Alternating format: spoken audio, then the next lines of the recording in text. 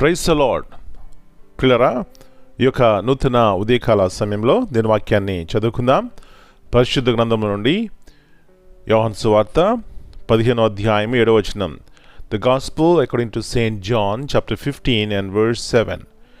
నా యందు మీరును మీ యందు నా మాటలను నిలిచి ఉండిన యెడల మీకేదిష్టమో అడుగుడి, అది మీకు అనుగ్రహింపబడును. If ye abide in me and my words abide in you, you shall ask what ye will, and it shall be done unto you.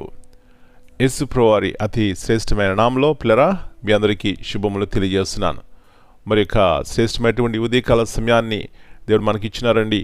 దాన్ని బట్టి దేవుణ్ణి మొట్టమొదటిగా మరి స్తుతించాలి, ఆరాధించాలి. మంచిది. ఇక్కడ యేసు ప్రభువారు మరి అంటున్నటువంటి శ్రేష్టమైనటువంటి మాటలు, నా యందు మీరును మీ యందు నా మాటలను. పిల్లరా, మనము చెప్తూ ఉంటాం పిల్లలకి, ఎరా మీరు నా మాట వింటే మీకు ఫలాందిస్తాను అంటే ఏమిటి? మాట వినటం అంటే విధేయత చూపెట్టడం, లోబడటం. పిల్లరా, మనము పిల్లలతో అంటూ ఉంటాం, అమ్మా బాబు మరి నువ్వు నా మాట వింటే నీకు ఏది ఇష్టమో అది నేను చేస్తానమ్మా అంటాం. అంటే పిల్లలు గనక కత్తినడిగితే ఇచ్చేస్తామా? ఏమో. వారికి క్షేమాభివృద్ధి కలిగజేసేది, వారికి ఏదైతే మేలు చేస్తుందో, ఆశీర్వాదకరమైనదో అది మనకు తెలుసు. వారు అడిగినప్పుడు అవును ఇది మేలు చేస్తుంది అనిస్తాం కదండి. మన ప్రేమగల తండ్రి, పరమందున్నటువంటి దేవుడు, ఆయన ఏమంటున్నారండి? మీకు ఏది ఇష్టమో అడుగుడి. అంటే ఏమిటంటే ఎప్పుడైతే మనము ఆయన నిలిచి ఉంటామో మన తలంపులు, మన ఆలోచనలు, మన సొంత ఉద్దేశముల ప్రకారం నడము, కానీ దేవుని యొక్క తలంపులు, ఉద్దేశం ప్రకారంగా మనం వెళ్తాము, సర్వసత్యంలో ఉంటాం. కాబట్టి మనం అడిగేది దేవునికి ప్రియమైనదిగా ఉంటుంది. మనం అడిగేది మనకు మేలు చేసేదిగా ఉంటుంది.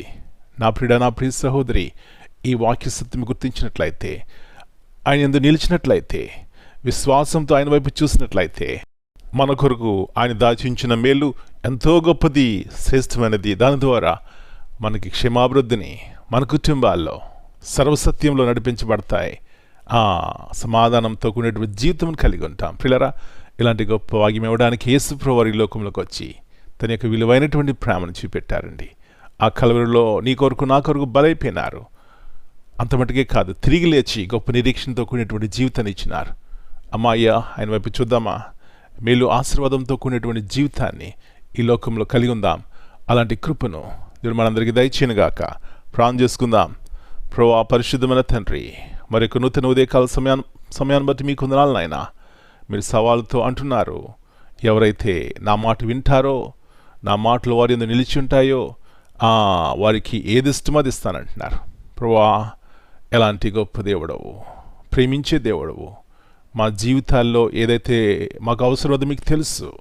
కాబట్టి మీ వైపు చూసి విశ్వాసంతో మీ కృపను, మేలును, ఆశీర్వాదంను సమృద్ధిగా పొందుకోవడానికి సహాయం ఇచ్చేయమని యేసు ప్రభువా, మా జీవితాల్లో మీరుంటే అంతకంటే గొప్ప భాగ్యం మాకేముంది నాయన. ఎందుకంటే ఇప్పుడు మాతో ఉంటారో మేము బలవంతులము, జ్ఞానవంతులము, ఈ లోకంలో ఎంతో ప్రభువా శ్రేష్టమైన వారము. అందును బట్టి కృతజ్ఞత ఆశలు చెల్లిస్తూ నాయన మీ వైపు చూసి గొప్ప ఆశీర్వాదం, మేలు పొందడానికి సహాయం చేయండి. మీ మాట విని కుటుంబాల్లో వ్యక్తిగతంగా మేలు ఆశీర్వాదం చూడటానికి సహాయం ఇచ్చేయమని ప్రభువా, ఈ దినమంతా మీరు ఎట్ల కింద భద్రపరిచి వ్యక్తిగతంగా ప్రతి కుటుంబాల్లో మీ సమాధానము, నెమ్మది ఏలుబడి చేయడానికి కృప ఇచ్చేయమని యేసయ్య అతి పరిశుద్ధమైన ఘనమైన నామమును బట్టి ప్రార్థన చేస్తున్నాను తండ్రి. Amen. God bless you all. My dear brothers and sisters, greetings in the precious name of our Lord and Savior, Jesus Christ. Here in John 15 chapter 7, the Bible says, if you abide in me and my words abide in you, ask what you wish. Here, when the words of Christ abide in us, our thoughts, desires, and decisions are shaped by His truth. As a result, our prayers are no longer driven by selfish ambition, but by a heart aligned with God's will. That is why Jesus speaks with such confidence about answered prayer, because abiding transforms what we ask for. Amen.